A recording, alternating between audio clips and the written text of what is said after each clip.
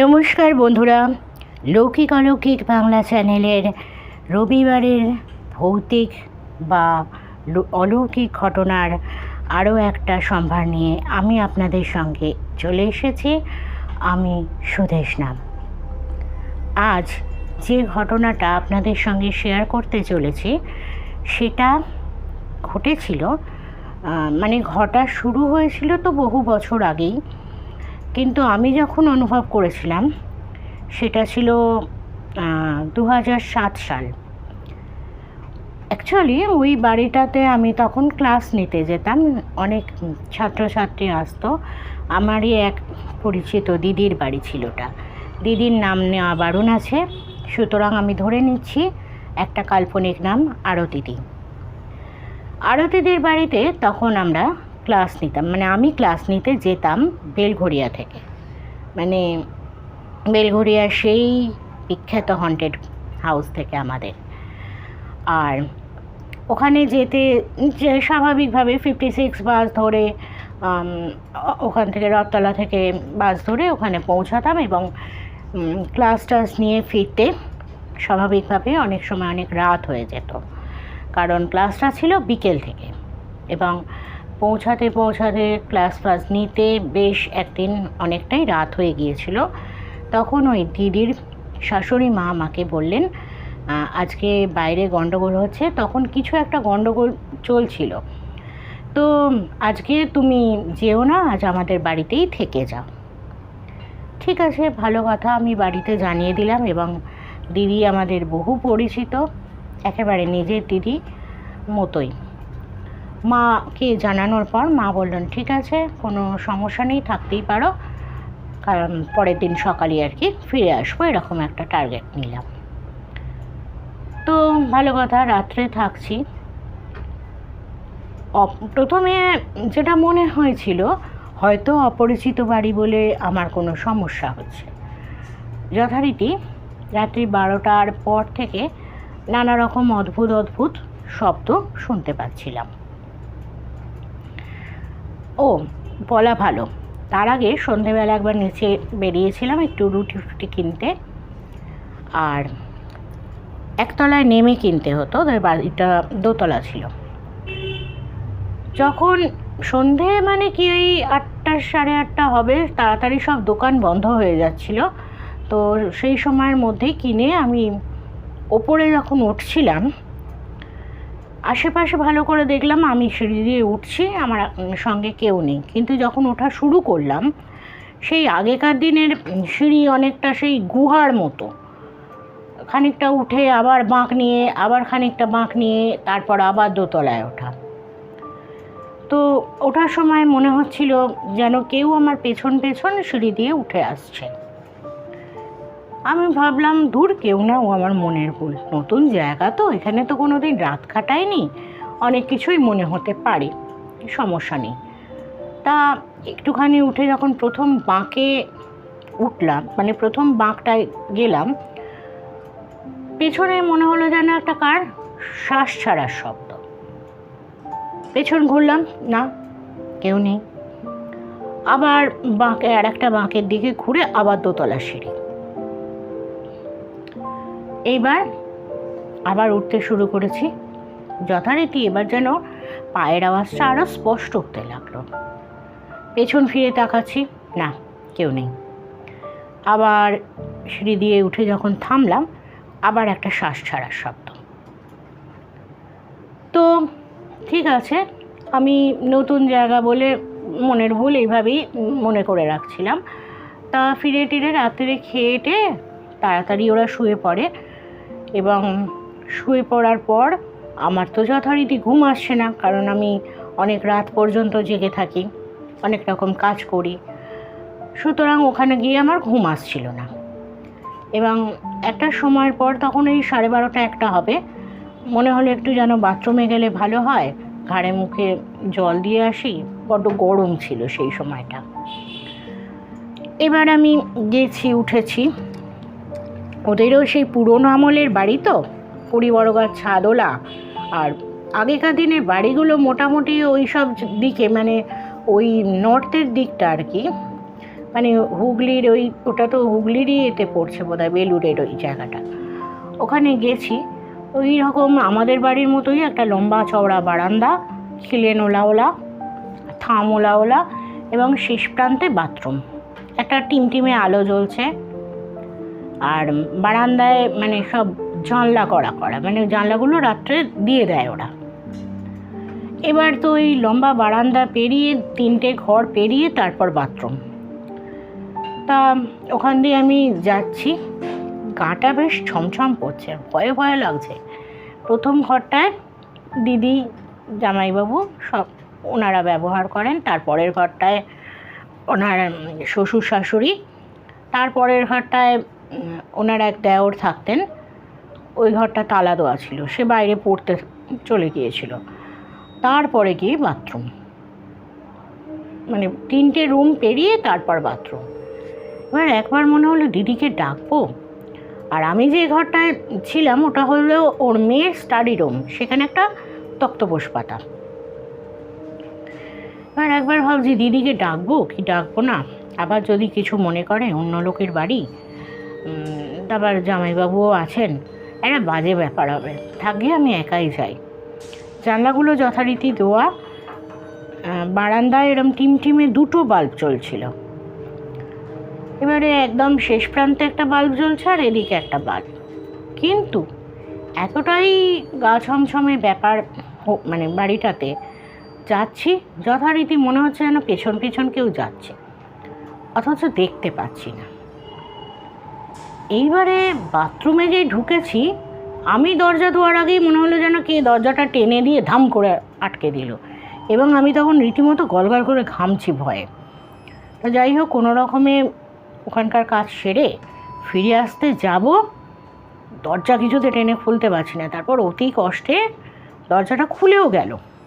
এবার আসছি যখন, তখন আর পেছন থেকে নয়, সামনে মনে হচ্ছে কোনো একটা ছাওয়া টাইপের, মানে কিরকম একটা শ্যাডো মনে হচ্ছে কে যেন চলে যাচ্ছে। এবার তো আমার মানে অবস্থা এতটাই খারাপ হয়ে গেছে, আমি কি করব বুঝতে পারছি না। ঠাকুরের নাম নিতে নিতে ওখানটা পেরিয়ে যথারীতি অনেকটাই লম্বা বারান্দাটা, 3টে ঘর রয়েছে। তারপরে ঘরে ঢুকলাম, ঢুকে তো দরজা দিয়ে আমি আর টিউবটা নেভাইনি, প্রচণ্ড ভয় পেয়েছিলাম। সে তো ঠিক আছে, শুয়ে পড়লাম। এবার ঘুম আর আসছে না, তখন বোধহয় 2:30-3টে হবে, শুরু হলো ছাদের মধ্যে ধুপধুপ ধুপধুপ করে আওয়াজ। হ্যাঁ, কী রে ভাই, ছাদের মধ্যে কে এলো? এত রাতে নিশ্চয়ই হনুমান আসবে না। ধুপাধুপ করে আওয়াজ হচ্ছে, যেন কি লাফাচ্ছে, এদিক থেকে ওদিকে ছুটছে, ওদিক থেকে এদিকে ছুটছে, মানে ঘুমোতে পারছি না, বিভীষিকা অবস্থা। তা যাই হোক, পরের দিন সকাল হতে, মানে ওইভাবেই রাতটা কাটলো কোনো মতে। সকাল হতে দিদিকে সব জানালাম। দিদি বললো না কোনো ভয়ের কিছু নেই, ওরকম নানা রকম আওয়াজ রাত্রিবেলা হয়, আমরাও শুনতে পাই, আমাদের তো বেরোনোর দরকার হয় না, যাকে তুমি বাথরুমে গেছিলে ভয় পাওনি তো? আমি তখন পুরো ঘটনাটা বলার পর বললাম আমি কিন্তু সত্যি ভয় পেয়েছি। বললো না ভয় পাওয়ার কিছু নেই, বলে আমাকে নানা রকমভাবে হালকা করার চেষ্টা করলো। আর মানে এর মধ্যে একটা কথা বলা হয়নি, ওই দিদির বাপের বাড়ি কিন্তু আমাদের বেলঘরিয়াতেই, এবং আমাদের বাড়ির খুব কাছাকাছি একটি পাড়াতে। পরের দিন দিদির শাশুড়ি মা আমাকে জলখাবার টাবার খাইয়ে তারপর বললেন যে বৌমা তুমি ওকে পৌঁছে দাও, ওর সঙ্গে যাও, আর তুমিও সেই কালকে ফিরো, আজ আর ফিরতে হবে না।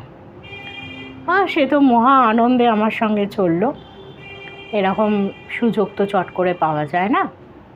তাই ইতিমধ্যে ওদের বাড়িতে আর কি কথা হচ্ছিল প্রমোটিংয়ের, এবং 2007-এর পর 7 থেকে 8 1 বছর আমি ওখানে ক্লাস নিতে গিয়েছিলাম।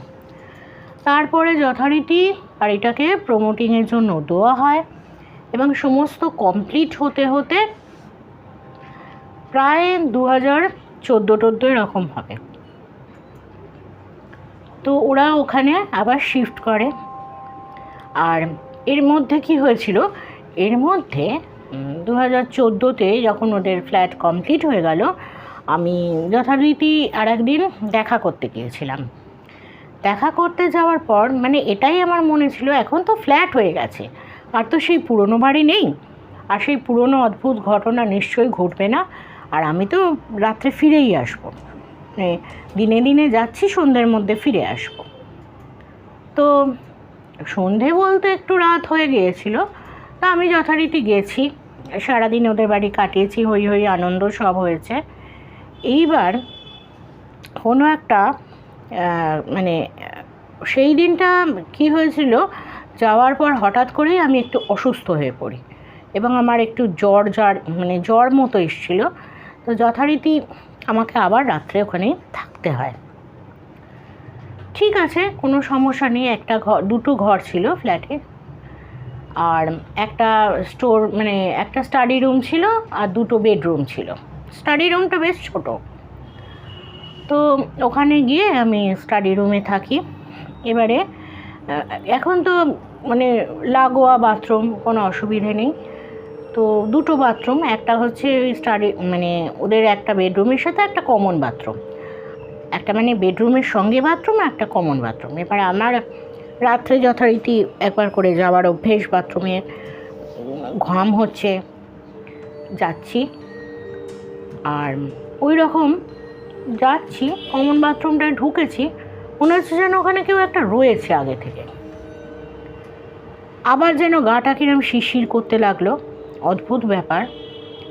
এইবারে কোনো রকমে আমি কাজ সেরে আয়নার দিকে আর তাকাইনি, মুখ ফুক ধুয়ে বেরিয়ে চলে এসেছি। এসে কোনো রকমে গিয়ে রাত কাটিয়েছি। পরের দিন সকালে যখন ফিরে আসবো, তখন যা সকালে একটু খাওয়া দাওয়া করিয়ে তারপর ছেড়েছে। এবারে আর ও আসেনি, আমি একলাই ফিরবো। আর ফেরার সময় মনে হচ্ছে যেন আমার সঙ্গে সঙ্গে সিঁড়ি দিয়ে কেউ নামছে। আমি এখানেও এখনও না, এটা শিওর আমার ভুল, মনের ভুল। তো যাই হোক, নেমে এসেছি। এরপর দিদিকে যখন একদিন জানালাম যে দিদি এখনও জানো তো এই রকম আমার মনে হচ্ছিল, তখন দিদি একটা ঘটনা বললো তুমি ভয় পাবে বলে আমি বলিনি, আজকে তোমার সঙ্গে একটা ঘটনা শেয়ার করছি। সেটা হলো, আমি যেদিন গেছিলাম তার কদিন আগেই দিদির মেয়ে তার শ্বশুরবাড়ি থেকে এসে থেকেছিল রাত্রে। আর ওরা মামে নেমেছিল এই 7:30-8টা নাগাদ কিছু কেনাকাটি করতে। এতদিন বাদেও সিঁড়ি দিয়ে যখন দুজন উঠছি, ও আমাকে সমানে বলছে, মা মনে হচ্ছে যেন পেছনে কেউ আসছে। হঠাৎ এরকম বলায় আমি একটু চমকে যাই, ফিরে দেখি না কেউ নেই। তখন আমি ওকে বলি, তুই আমার হাতটা শক্ত করে ধর। দুজনেই তারপর গায়ত্রী মন্ত্র জপ করতে করতে উঠছি। আর যখনই মন্ত্রটা থামিয়ে দিচ্ছি, তখন ওদের লিফটটা কমপ্লিট হয়নি, তখনই মনে হচ্ছে পেছন পেছন আবার সে যেন উঠে আসছে, একটা শ্বাস ছাড়ার আওয়াজ।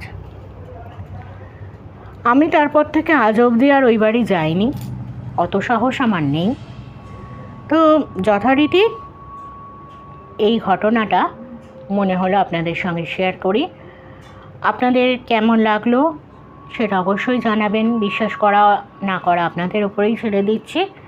যারা বিশ্বাস করেন তারা তো করেনই, যারা করেন না তারা এন্টারটেনমেন্টের জন্যই ঘটনাগুলো শুনবেন। মানে আপনাদের ইচ্ছে হলে ঘটনাগুলো এন্টারটেনমেন্টের জন্য শুনতে পারেন। আর যারা এই ধরনের ঘটনার সম্মুখীন হয়েছেন তারা অবশ্যই ডেসক্রিপশন বক্সে আমার মেল আইডি দেওয়া থাকে, হোয়াটসঅ্যাপ নাম্বার দেওয়া থাকে, আমার সঙ্গে ঘটনা শেয়ার করতে পারেন। এবং পরিচিত মহলে যদি কারো জীবনে এরম ঘটনা ঘটে থাকে সেগুলোও আমার সঙ্গে শেয়ার করতে পারেন। এমনকি দৈবিক ঘটনাও শেয়ার করা যাবে। তো এই ছিল ওই 2 দিনের ঘটনা ওই বাড়িতে। তার মানে আমাদের অনেক সময় ধারণা হয় যে হয়তো প্রমোটিং করিয়ে দিলে এই উৎপাতটা থাকে না, কিন্তু আমার যেটা মনে হয়েছিল নিজের জীবনের অভিজ্ঞতা দিয়ে, যে হ্যাঁ মনে হয় এখন তারপরেও থেকে যায়। ঘটনা কিন্তু ছেড়ে যায় না। আর আরেকটা ঘটনা এর কিছুদিন বাদে ঘটেছিল, যে দিদি আমাকে একদিন ফোন করে বলেছিল, জানো তো আমাদের পরে মানে নেক্সট ডোর যে নেবার, তার পাশে আরেকটা ফ্ল্যাট, মানে 3টে করে, একটা ফ্লোরে 3টে করে ফ্ল্যাট, সেইখানে একজন আবার কি হয়েছিল জানি না, এখানে ফ্ল্যাট কিনে আসার পর দিব্যি ছিল, হঠাৎ করে যেন কদিন ধরে খুব বিমর্ষ ছিল, সে ওখানে গলায় দড়ি দিয়ে মারা গেছে। মানে আমি আর তারপর থেকে কিছু শুনিনি, অনেক দিন তার সাথে কথা হয়নি, কিন্তু তারপরেও নাকি অনেক কিছু ঘটেছে, তা সেগুলো আবার আর একদিন শেয়ার করা যাবে। এই ছিল আজকের ঘটনা।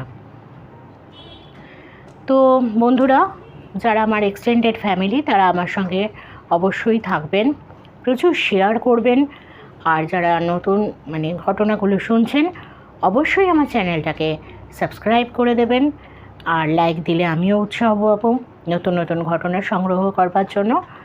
আজ এই পর্যন্তই, পরে আবার একটা ঘটনা নিয়ে আপনাদের কাছে ফিরে আসবো। আমি সুদেষ্ণা, আজকে জানাচ্ছি শুভরাত্রি।